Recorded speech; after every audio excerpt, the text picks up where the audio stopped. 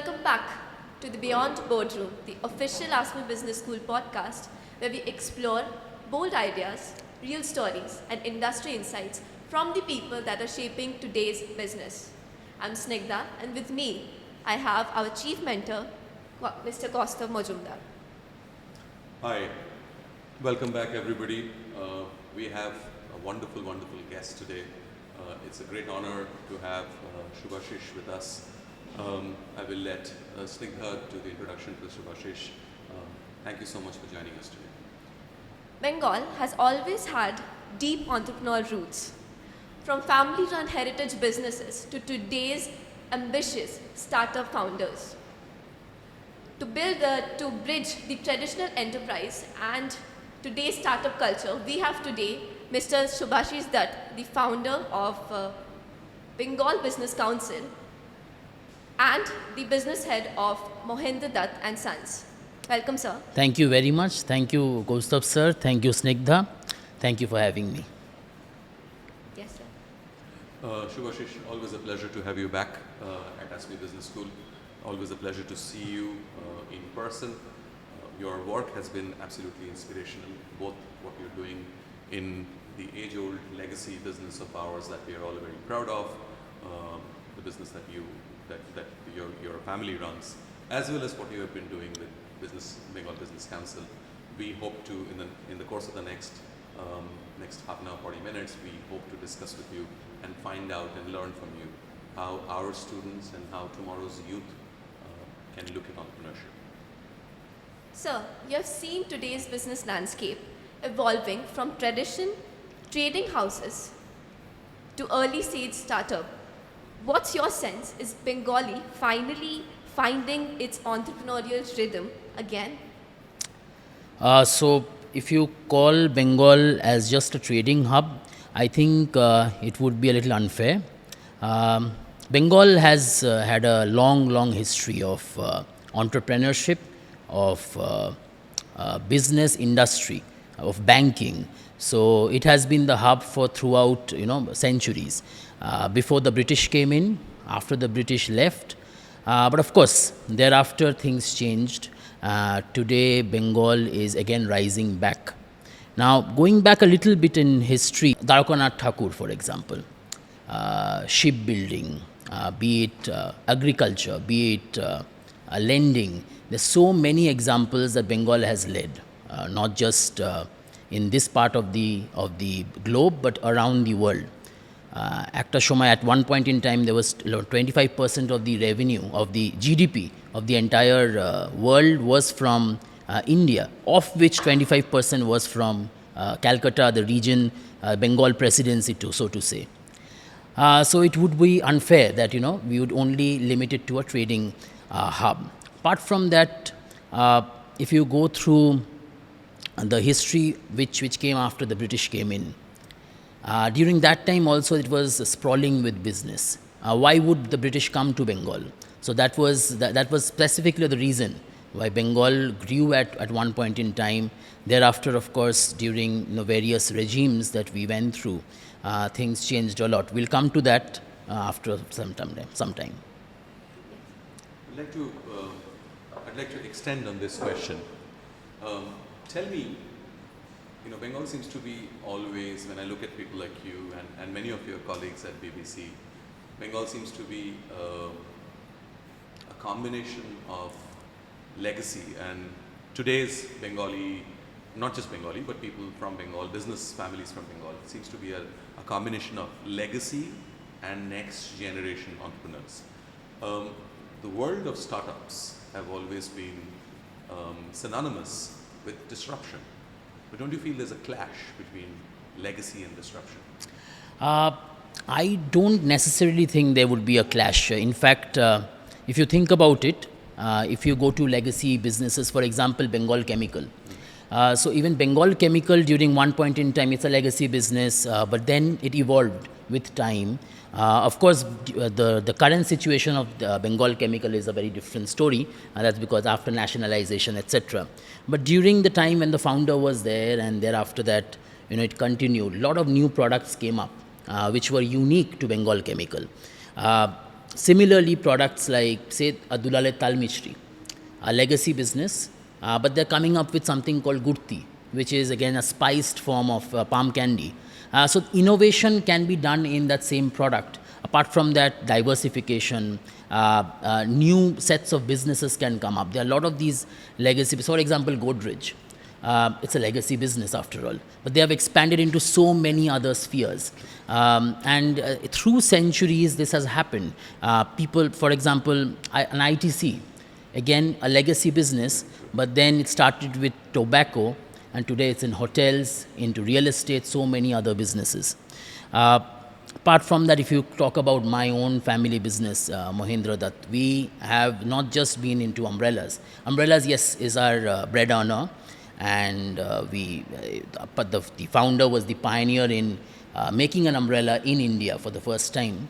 But then again, we have moved into bags, into rainwear, into various products, hot water bags, etc.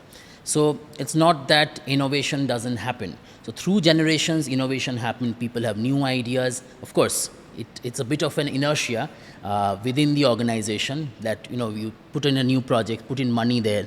Your old project is, as it is making money, why do you need to invest money in the new project? So, but we need to evolve with time, because unless we evolve with time, we'll be having the same fate as a Kodak. Fujifilm went into something else altogether. They went into cosmetic products, etc. It's a totally different business. But Kodak did not. He didn't understand. Nokia, the same fate. So legacy businesses need to understand that newness is important and change is constant. Absolutely, absolutely, absolutely. So you have led one of the Bengal's oldest family-run enterprises while also supporting the new startups. How do you personally think the startup culture has evolved while with the speed and experimentation? So I think family businesses have a big role to play when it comes to startups. If you see the Marwari community or the Gujarati community, a lot of the investments happen from within the family. It happens from Kaka, Jethu, etc., etc. But that is quite lacking in the Bengali community, so to say. There is a certain amount of distrust, or probably, I don't know, there are various reasons for it, cultural reasons for it rather, because here it's a native phenomena. So you belong to Bengal, you stay here. The Marwaris or the Gujaratis came from a different land. So when they come from a different land, they tend to stay together in jhund mein rehna. So when you stay in a jhund, you automatically want to support each other, because today you support somebody, the next day the other person supports you.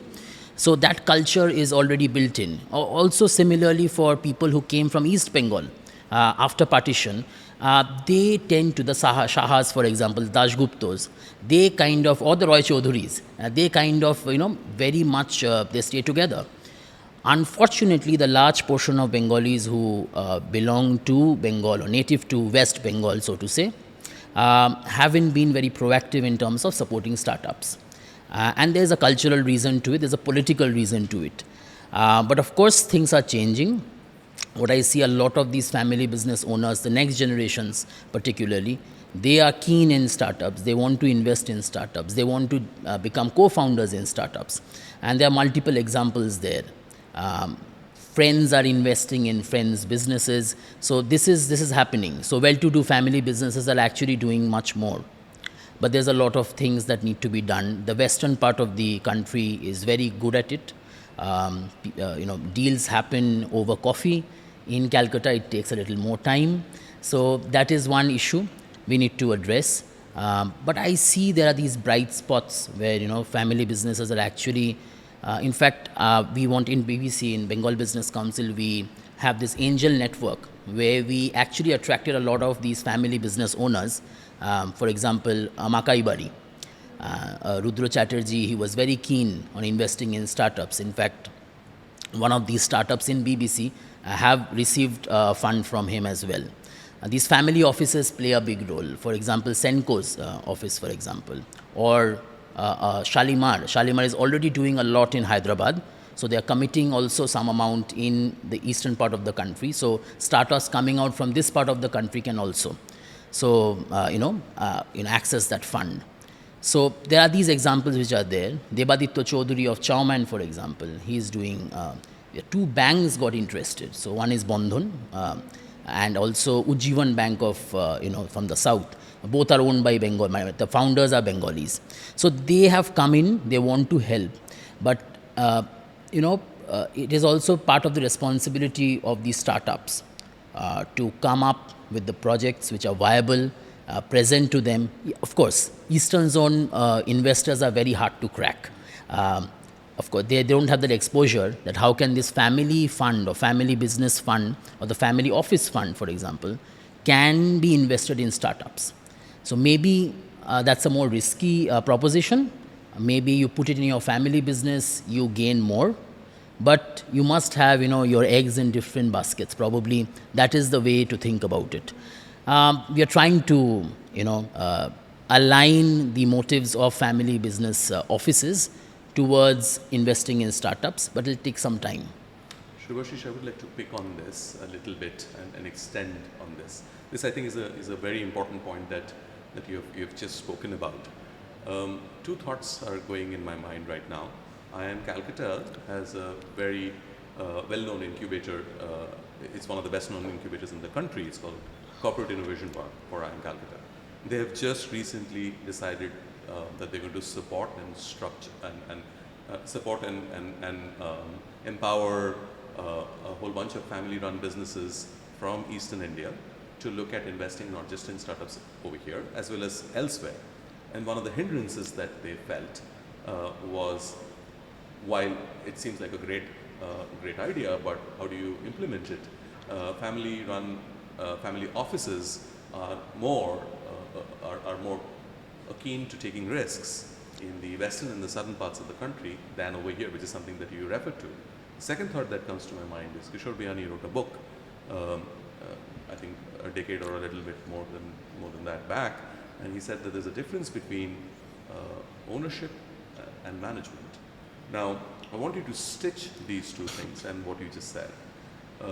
So I would move. I think both Snigdha and I have a lot of interest in trying to figure out how do we strengthen entrepreneurs of tomorrow. But before that, there is a cultural challenge. There is I don't know what is that something BBC is trying to do with entrepreneurs in Bengal, so that they understand that running your own business and investing in another business, of course there is a risk. The rewards are fantastic. So is that something that you guys are trying to do to propagate, to promote entrepreneurship, that ownership and management need not be the same? Is that, if you would like to throw some light on that? So in that perspective, through that angel network that we started off, we were faced with this challenge when we spoke to Avelo Roy, who runs Kolkata Ventures. So when I spoke to him, he said that's very difficult. So because Bengali family businesses, because of their nature, very nature of being, so there's these large family businesses, and then there are nuclear families which are running businesses. For example, a Senco, where the number of stakeholders are lesser. Sure. So over there, the liberal mindset can be implemented faster. Okay.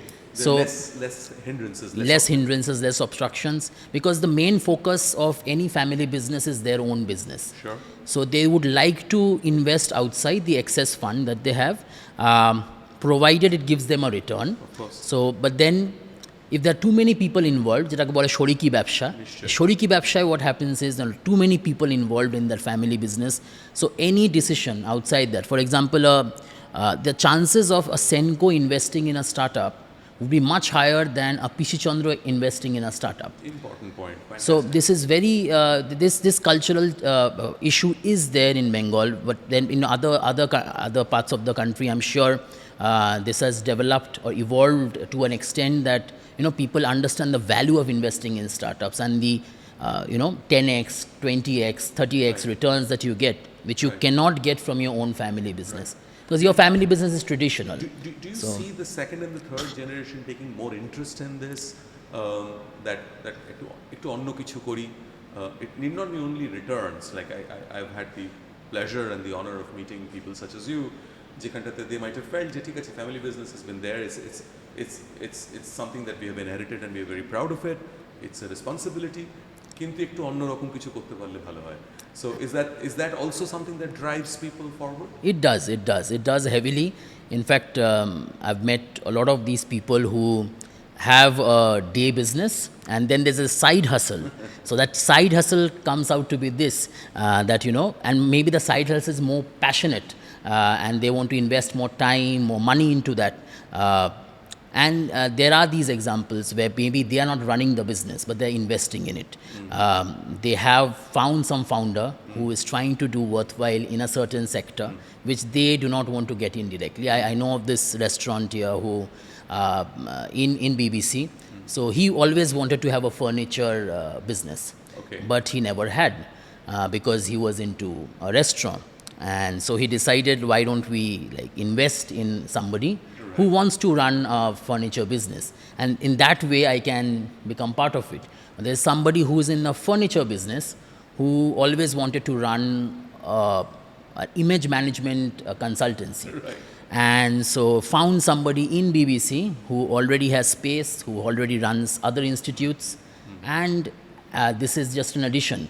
And so these kind of collaborations are happening throughout the council as well as outside the council. Bengalis have become more proactive than before. So that is one small change we could do. In fact, for family businesses, there's another issue that comes up, which I didn't touch upon, is that the next generation doesn't want to come into the business. It's not just about getting into some other business, but then there's a problem that they don't want to continue the existing one. There have been multiple examples. Last time I was in a podcast and I mentioned some of the brands which are suffering from this, and I get a legal notice the next day, how could you speak about our brand, and there are no takers in the next generation. So I wouldn't take that risk of naming the brands, but there are these multiple brands wherein the next, in fact, in Techno India, I happen to moderate this talk show wherein some family business owners and the next generations came in. So remember, one of these companies is Days Medical. So you must have heard of this brand called Kio Karpin. Yes, of course. So they own that brand. Sure. So the next generation, so he told me that I don't want to join this Gaurav, business. Rishabh. Okay. So he said, I don't want to join this business because আমার interest নেই এতে. আমার interest নেই. আমার interest নেই, plus আমার বাবার সাথে কি আমার the managers who are these age old managers who think they're more entitled than the owner, and they feel that so he said, I'm not getting along with them. I am a foreign graduate, studied outside, I want to implement these things and it's not happening. So I said, okay, fine, so what do we do? So I don't want to join your BBC because it doesn't make sense for me because I'm going to leave the business. So I said, okay, stay for 6 months, I'll pay your membership fee and then you see the change. So he was in the council, he was attending these programs, and then he realized that he is not the only person. So everybody is, some struggle or the other is going on. It's often considered that you're born with a golden spoon, you're in a family business, everything is settled for you, everything is sorted out. But maybe that next generation doesn't want to do the same thing. So then we came to a conclusion, and just not the younger generation, the elder generation as well. So I told them, what are you doing to make your business an attractive career option for the next generation to come in? So are you doing enough? So when I asked this question to the elder generation, they were quite blank about it. Like we've never done this exercise ever. That how can you make your age-old traditional legacy business attractive enough for the next generation to come in? So one of which came in from Mukhorochok. So I'll come back to the Days Medical story. For Mukhorochok, what happened, Pratik Chandra. So he called me up. So I was like, the BBC was just starting at that time. He said, Subhashis, I'm doing a job right now. I don't want to join Mukhorochok. And I had a shock of my life. Mukhorochok being a age-old brand, it's third generation brand and a snack which everybody likes. Absolutely. And then you don't have the next generation coming into the business. And he was working for this Marwari firm, didn't want to join the business. There's some tussle between so Pranab Chandra, the father, happened to call me up just a few days later. He said, what is he saying? He said he doesn't want to join the business. Then after a few months, the same thing happened. Pratik, I spoke to him, what are you doing? Well, I'm joining the business next month. So I called up Pranav uncle, কি বলছে কি ছেলে কি বলছে না না join করবে next month join করছে আচ্ছা আচ্ছা বাহ বাহ বাহ It খুব seems ভালো like a nice, nifty consulting service that BBC can do.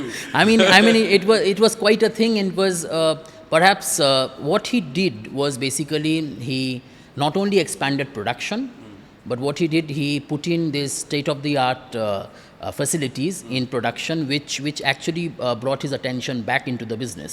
So he could see that he could scale, and he could see that there is a lot of things that could be done in the business, which he was not seeing, few months before. Because when he joined BBC, what happened was you're seeing so many people of your age group fighting the same issues that you are fighting, and perhaps they're finding solutions to it which you were not even looking at. So this is one benefit of this camaraderie that has happened between the members. In the Day's medical case as well, similar thing happened, and I remember him saying in that podium in Techno India, the university campus, he said, from a rebel next generation to an able next generation. So that was something which came out from his mouth, and he was very happy and satisfied that he could take that active role in his own business. And of course, he wants to do other things as well. But then your own family business and legacy, the foundation that you have is very important for that. That legacy has to continue. Whether you do it or somebody else. When you spoke about management and investment, perhaps if at all the next generation is not interested, it can be run by the management. It can be run not by the owners. It is a possibility. For example, a specialty group. Anjan Chatterjee, when I asked him in an interview that, what about the next generation? Are they joining the business? He said, it's up to them. So in case they don't want to join the business, we have a professional management who will take care of the management. Of course, he'll hold the shares. I made the business for my family.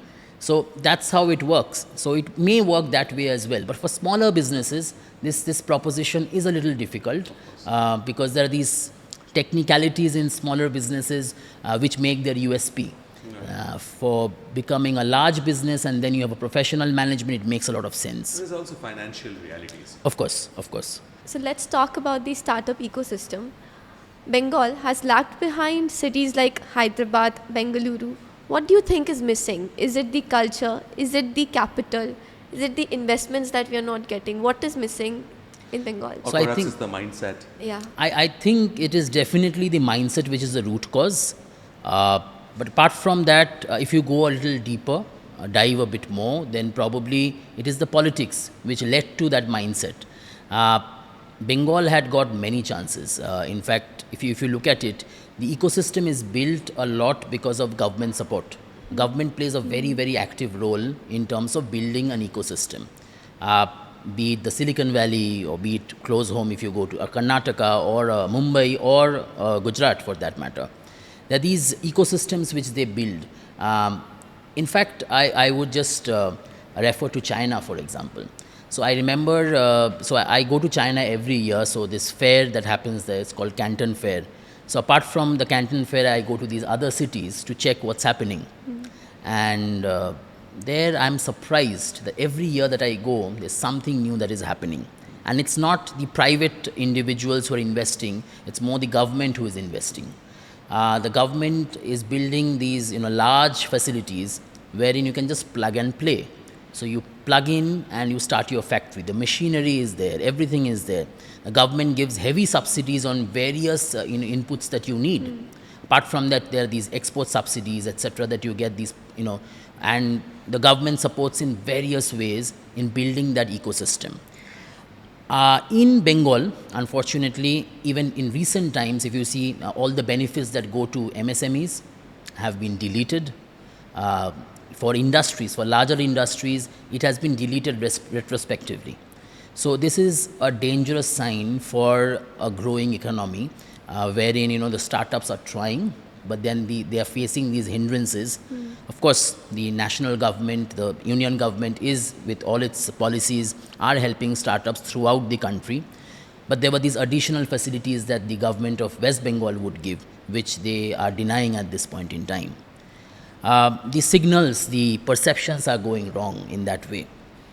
Apart from that, I feel there's this motherly instinct that that they don't want their children to become businessmen. So they want their children to be safe and happy, and somewhere they feel stability brings happiness. A business is unstable. A business, you do not know the next day what's going to happen. At least in a job, you're getting paid less than a business. That's the popular perception. But at least you have that paycheck every month. So this is one issue that Bengali moms in particular have to understand, that the world has changed, and I'm happy that there are these some examples, some bright spots are there, who are doing a great job. For example, I know of this startup called Drivers for Me. So they're doing an incredible job, not just in Calcutta. They're spread out to Mumbai, to Bangalore, to Hyderabad, where they are providing these. This is an Ola for drivers, basically. Both are Bengali founders, and they're doing incredible. Apart from that, there's another startup called Puchka Man. So Puchka Man is they have expanded to 18 stores today. There's more startups which are coming up from Bengal who are doing a great job. For example, just nearby there's this Amudo bole ekta, there's a startup. They're making these various products through bamboo material. True. So they're doing a very, very good job. They're exporting all over the world, and they're doing a really, really great job. The businesses which really do not depend on government, perhaps those are the businesses which are going to thrive in Bengal. But those who are heavily dependent on the government, there lies the problem. So not just for startups, personally, maybe I didn't have to face issues of this sort, because we are very strong in our region, so to say. Nobody really messes with us. But then there are these startups, or even large companies, or large. There's a restaurant chain I'm talking about that to face a lot of issues with the local administration, etc. So these local gunda syndicates. I remember of this one startup called Uppercase. So Uppercase is founded by the ex-MD of VIP Industries. So he is a member in the council. He belongs to Mumbai. So he came down to Calcutta to meet me. So in our retail stores, we also sell VIP products, or luggages, bags, etc. of other brands also.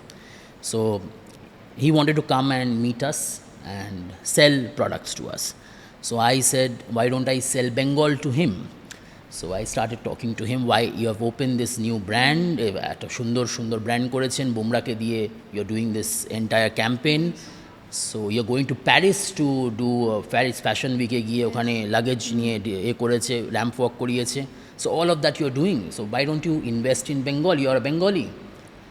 So invest in Bengal. I haven't heard that for a long time. That's what his reply was.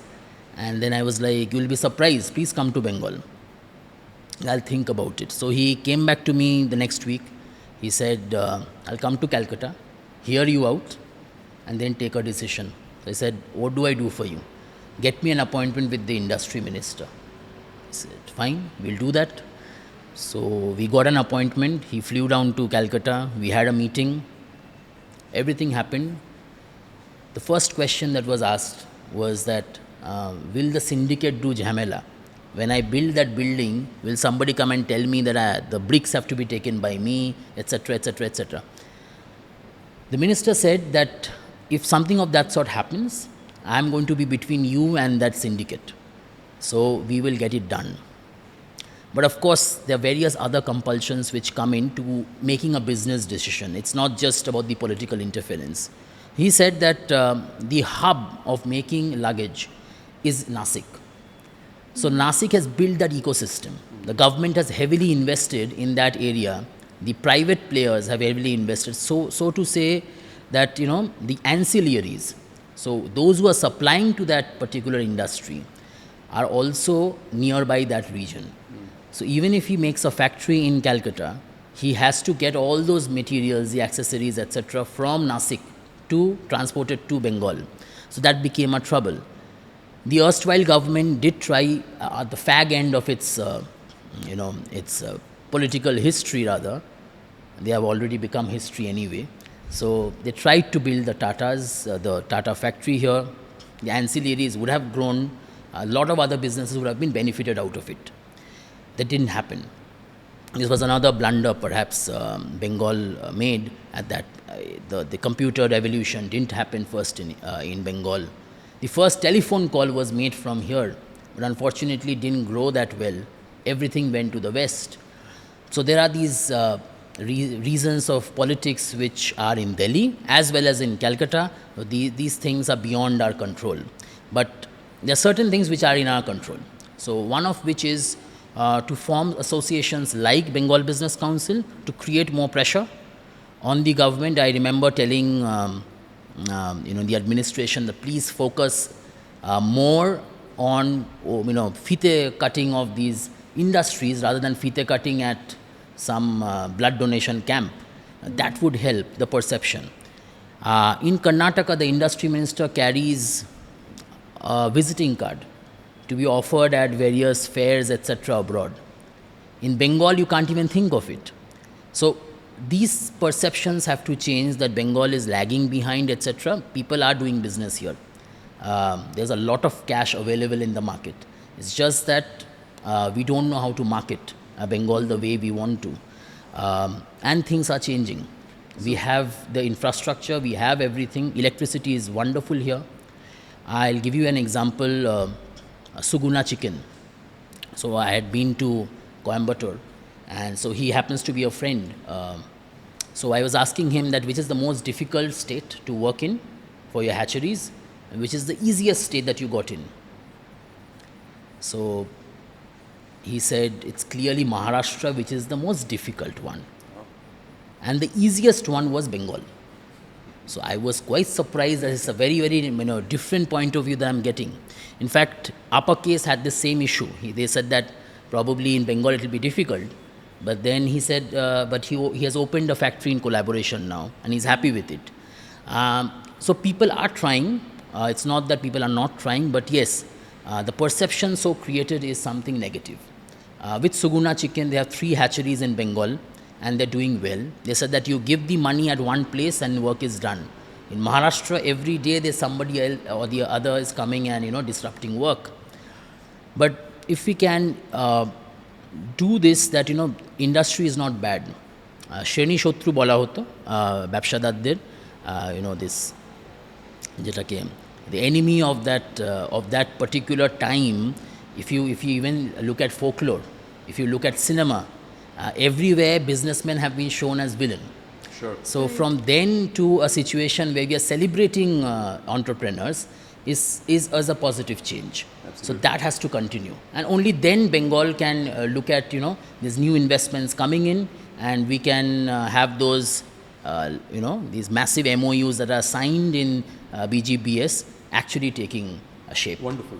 You've actually touched upon some very, very important areas. You've obviously spoken about the challenges that we have had with politics and administration, and you very rightly said that there are certain things that we can control and certain things we cannot control. You also spoke about the cultural aspect of it. Bengali moms, you generally, I remember when I came back to the country X number of years back, a long time back, and I wanted to set up a business, the general perception was নিশ্চয়ই চাকরি চলে গেছে, right? নলে ব্যবসা কেন করতে চাইবে, and সেটা হয়তো এখনো আছে কিন্তু অনেকটা কমেছে, that we are seeing. I love the last point that you made about cinemate, how the villains are always hamesha will be industrialists, right? वही सारा problems का the sources over there. So you've pointed these things very, very, very effectively. But I would like to pull out something from here and ask you, if you were to give us, say, I'm not saying give us a step-by-step thought process, but how do we make this work out? Because এই পুরো জিনিসটার মধ্যে, ইকোসিস্টেমের মধ্যে, there is this one other important component that we are all extremely involved in, which is academia, which is institutions. We have also been lagging behind. Across the country, we have been lagging behind in entrepreneurship. Bengal has been lagging behind extensively in entrepreneurship, which is changing now. How would you recommend we act today? I mean, we run a business school over here, but I want your opinion. I want to know how we should do it. What would you tell us, the administrators, my young colleagues over here who are upcoming entrepreneurs of tomorrow? What would you say that amader kora uchit to nourish this ecosystem which she will benefit from and her colleagues will benefit from? And you would tell me that I must do to help prepare our students enter this with advantages rather than disadvantages. We cannot control a few things, but আমরা কোনগুলো করতে পারবো আর করা উচিত? How would you? I feel, rather I think in the higher education, it's quite late Okay. that you can implement a mindset which is entrepreneurial. It has to start from middle school, Okay. ideally. And people are doing it. So I know of this Bengal Business Council member. He runs a school called St. Stephen's. Yes. So he made his students, he's the director of the school, and despite a lot of opposition from the faculty, he said that, okay, students need to earn their own school fees. So he started this program, very unique program, where students were encouraged to, these garbage that they get from the home, etc., collect that, and then give it to the school. The school pays them some money and sells it to some kabadiwala. And through that, they were actually paying their school fees. Fantastic. The result was the parents came in, they did a gherao of the director and they said that, what are you doing? The students are, my children are not listening to me. They're paying their own school fees and I'm studying on my own, I'll do what I want. And there lies the problem. So he wanted to implement this throughout all schools, be it private or municipal schools throughout the state. So he came to us with a proposal that we go to the education minister with this. But of course then the government was very busy at that time saving the industry minister, the education minister at that time. So it didn't happen. But of course that is one stepping stone. So if the younger students who are just, the formative stage of, understanding what they want out of life, at that point in time, if they are told that entrepreneurship is also a career option, this is one. Sure. Second, you can try out a business right away. You don't need to wait till you graduate. This is one thing. Give them some fund or they can generate their own, like, selling garbage, for example. I know of this this one member who was studying abroad. Suddenly the father expired, came back to India, went back again to complete his studies, didn't know how to fund the further days that he's going to stay in US. So he started selling cheesecake. So he went to nearby ISKCON. So the temple offered him the kitchen. So he prepared cheesecakes, sold them on the streets. Got that money, got his initial funding for IT startup that he did with his friends. So all that can be done, it's possible, but you need that confidence. That confidence boosting has to come from that younger age. So if the faculty or the teachers are also aligned that yes, the students are capable of running their own businesses, perhaps that's a stepping stone, and it relieves a lot of tension that educational institutions have in order to recruit, get their students placed somewhere. So a lot of that tension goes away if the students can earn themselves. খুব important কথা, and I think you again pointed about a cultural challenge over here. যে আমি কি পড়াশোনা করব নাকি আমি ব্যবসা করব? আমি ব্যবসা করে যদি নিজের ফিজ নিজে দিই তাহলে কি আমি লোকের কথা শুনবো কি শুনবো না? These are very wonderful thoughts, and it's giving me certain thoughts.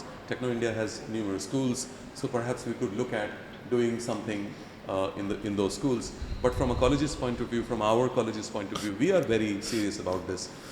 And I love this idea that you just gave. Maybe we should speak to you, maybe I'll get in touch with you, and we would like to invite this gentleman to come and talk to us. যে আমাদের কলেজে ছাত্রছাত্রীরা এটা থেকে শিখতে পারে কিনা, benefit করতে পারে কিনা.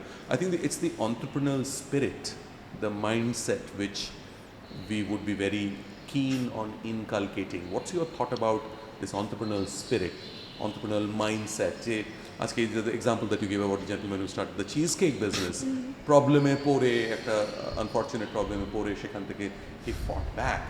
তো what are your thoughts about this entrepreneurial spirit and mindset? সেটা আমরা কিভাবে inculcate করতে পারি? দেখুন, it can come from various sources. For example, our founder, so we are a startup from 1882. So I called ourselves the oldest startup perhaps in Calcutta, wherein chhata toiri hoto na. At that point in time, all the umbrellas used to be imported from Britain or from Burma, etc., but not made in India. So there was this need which came up in a very weird way. So the founder used to be a musician at Bardhaman Rajbari, and the Raja had a problem, a very unique problem, where chhatata ekটু মেরামতি প্রয়োজন ছিল. He couldn't open the umbrella at all. There was some problem with the ribs, and so he volunteered. He said, I have these tools which I repair my musical instrument, so why don't I use that and repair your umbrella? The Raja said, you can give it a try. So he did it, and Raja was very happy, and he could go. Chhatrapati chhata niyei বাইরে বেরোতে হবে. The Raja has to go out with the umbrella on his head, otherwise he's not a Raja. So therefore that happened, and thereafter a few days later, when he had to make a new purchase of an umbrella, he said, why don't we make an umbrella in India? So the seed capital, as you say today, he got this 5,000 rupee at that point in time as seed capital to make an umbrella workshop. So a weird skill, perhaps this skill would never be used again. He said, repair an umbrella for the king. And then because umbrellas were not prevalent at that time, it was only the British or the noblemen, the aristocrats who used to use umbrellas. The common man didn't have access to umbrellas. And then he started this umbrella factory. So it was more about swabhiman, in the sense that self-respect, that an umbrella can be used by the commoner. It was more about the Swadeshi Andolan. So during that context, perhaps this made sense. And it is still making sense till today, being a tropical country, etc. So this is one motivation because of which one would get into a business with no experience in that business at all. Apart from that, there are these family influences which are there, because by virtue of which you get into business. Because you're seeing so a normal Bengali household discussion would not talk about entrepreneurial spirit. It would talk about Robindra Songit, it would talk about sports, it would talk about football, politics, but not so much about কোন ব্যবসাদার কত কি করলো, কোন শেয়ারটা উঠেছে, কোন শেয়ারটা নামছে, এটা নিয়ে কথা হয় না. So I studied in Birla High School. I remember, so we were a minority there. Bengalis were 10% of the classroom, and so these Marwari friends of ours, I remember during recess, so most of the Bengali students, they used to go play football, and these guys are in the cafeteria eating, munching, and talking about which share, how much they lost, how much they gained in the last day, etc., etc. And I was quite surprised the way they used to think. They used to think that, okay, we have got made this $1,000 today, tomorrow we are going to make 2,000, and this is the way we are going to make a fund and then go for a holiday. So that is the mindset they have, and versus us when we were not even thinking what we are going to do the next day. Sure. So that cultural impact is there on the mindset. Apart from that, when you talk about getting into trouble and then getting into a business, that you have nothing else to do, you don't have a job now, you have to somehow manage, you get into a business.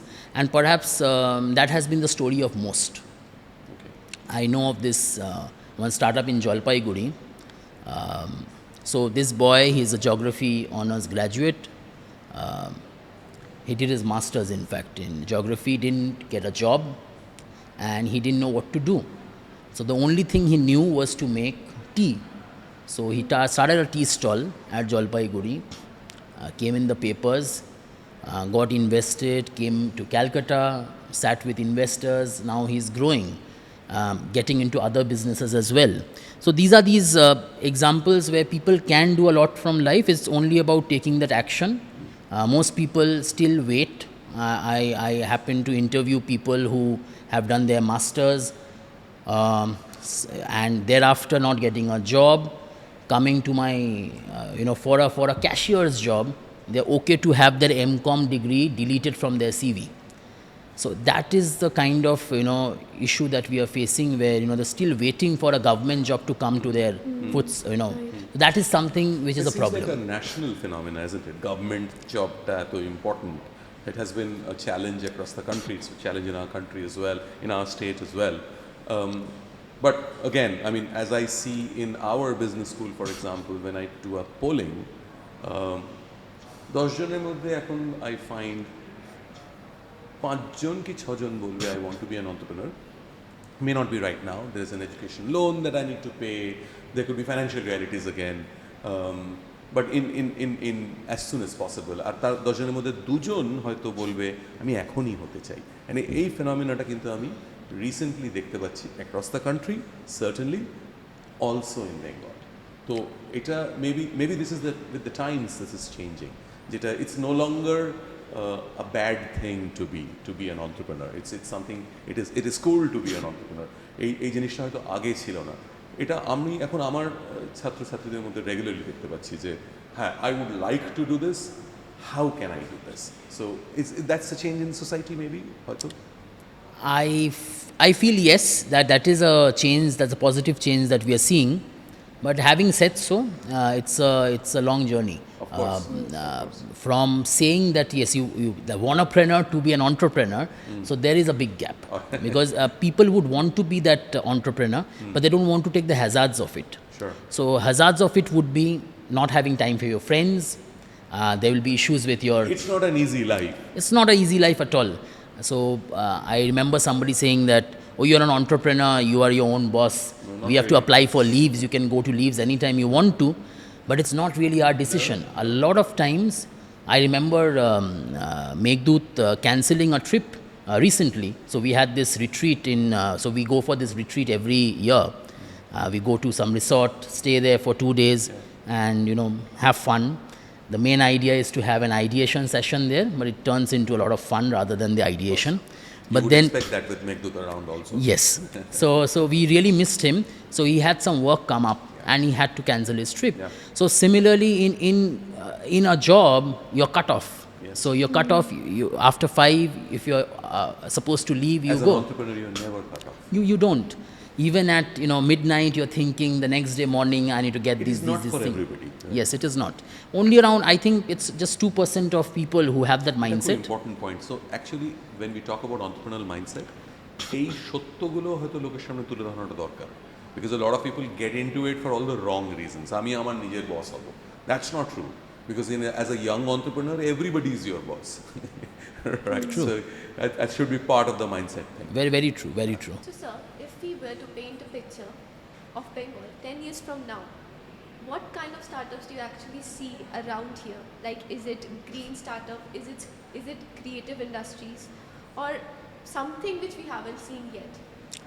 I think it would be more towards the creative industry as well as AI. So there's one thing which the government has very little control over, and perhaps those startups which are built around AI would grow a lot. It's very important that you pointed that out, because you mentioned about us missing crucial buses, right? Maybe the computer bus in the 80s, and এরমভাবে আমরা হয়তো বেশ কয়েকটা bus miss করেছি। AI এর বাসটা হয়তো কাউর হাতে নয়, এটা তো হতেই চলেছে, হচ্ছে already.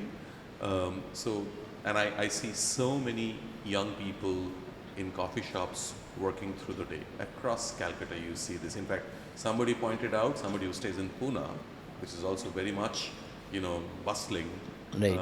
She pointed out, she loves coming to Calcutta, and she pointed out that Calcutta should be now officially called the coffee capital of the country.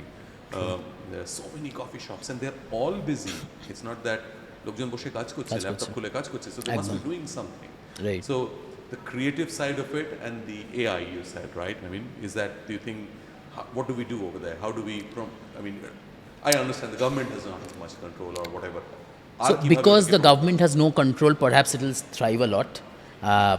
People find, because see, the young population in Bengal is extremely talented. Sure. So there's no doubt about it. They are ruling all other states. If you look at IT throughout the country or even abroad, Sure. is the Bengalis who are leading. Sure. So in that sense, I think if they are sitting, and everything is remote nowadays, thanks to COVID, perhaps people are okay with working remotely. The companies are okay with it. So if people are growing, having these startups which are built in Bengal, there's no problem. I don't think the geography at all makes a difference. So perhaps that is the way to go. Be it application in anything, be it in education, be it in healthcare. The other day I was talking to this one fellow who said, I've decided I can't do a job. I'll do a startup which works in the field of preventive health using AI. So he's trying to build a tool by which he can do that. He's trying to find a founder in Calcutta. That's a challenge. But then I'm sure there'll be somebody or the other who are going to be in a partner with him. So, Chattokur, I didn't want to use this forum or this podcast as a promotion drive, but I just cannot stop myself from saying this.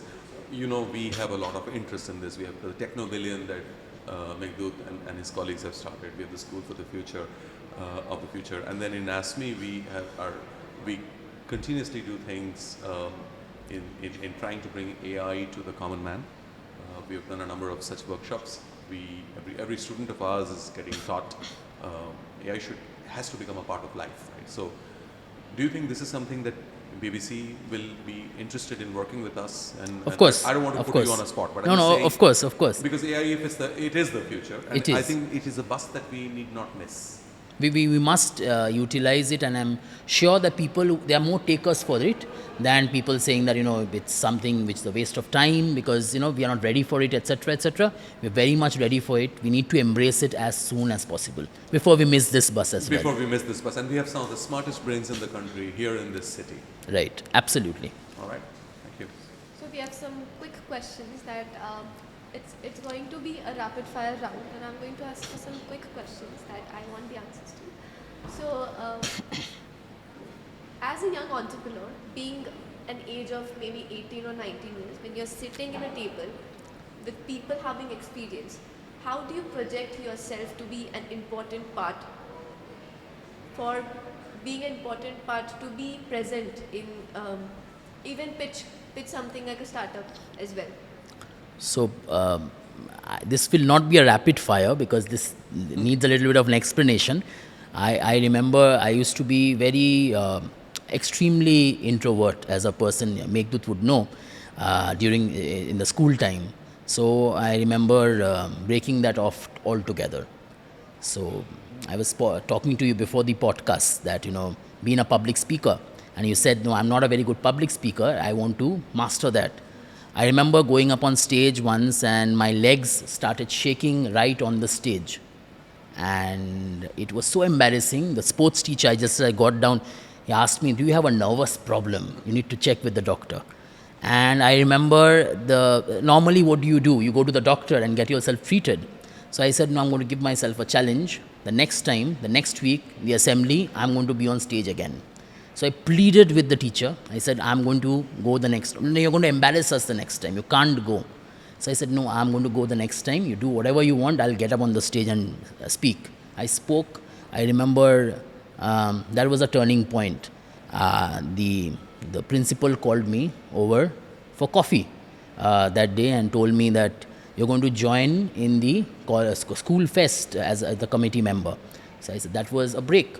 I was perhaps the only Bengali in that committee because all these Marwaris used to do that fest at that point in time. They had the money, they had the know-how, how to run a fest of the school. So this is one thing, to break that shackle, that inhibition that, you're not important on that table. I remember this other incident where I was at a CII event in Bombay. So this was in the Taj.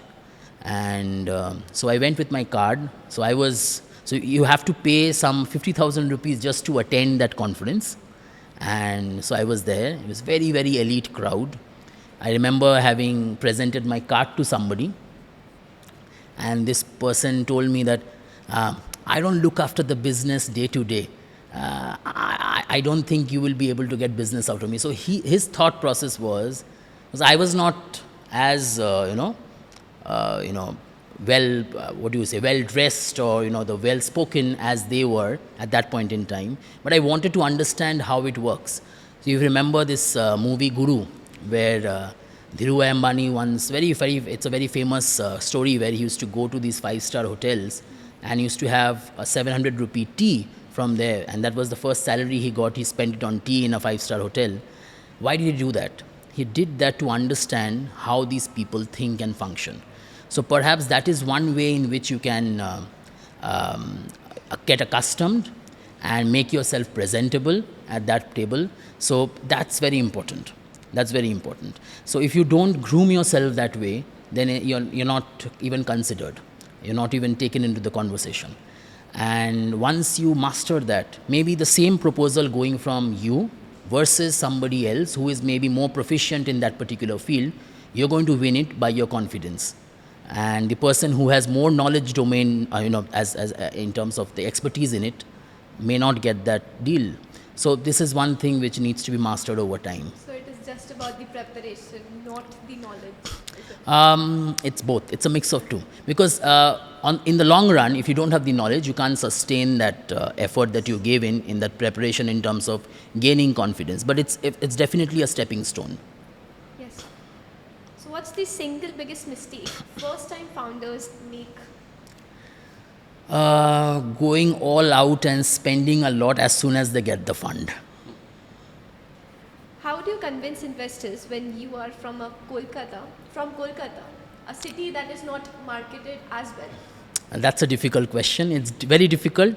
There's this particular startup doing very well. They were told to shift their headquarters to Bangalore. Only then they will get the fund. But we're trying to change that now. Which sectors in Bengal are most startup friendly right now? In Bengal, I think most startup friendly would be again the creative industry. People get very instant returns in terms of not just the creative industry, also the food and beverage industry. These cafes, dark stores, they're doing very well. In fact, people who are investing there are getting more returns than traditional businesses. So this is very true for Bengal. Is there enough scope for women entrepreneurs in Bengal's ecosystem?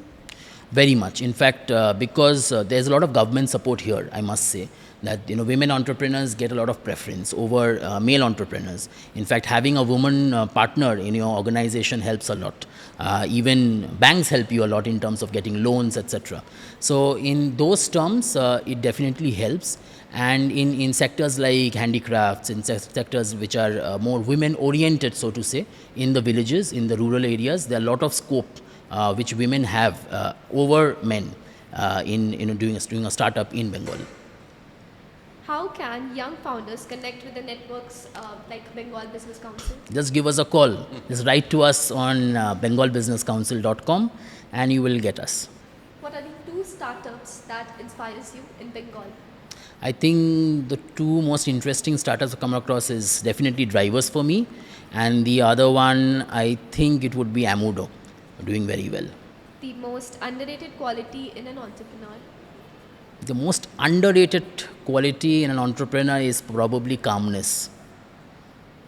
Your best business advice in one line? Just stay hungry, stay foolish. Subhashis, thank you so much for joining us over here, taking time out. I know it's not easy. We picked up some amazing nuggets from you. We picked up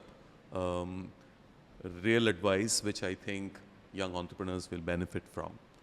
You also pointed out that Bengal has its own very special DNA. We do not have to copy and ape and try and become like somebody else. Many years back at SPJMR, where both of us have some common connects, Gopal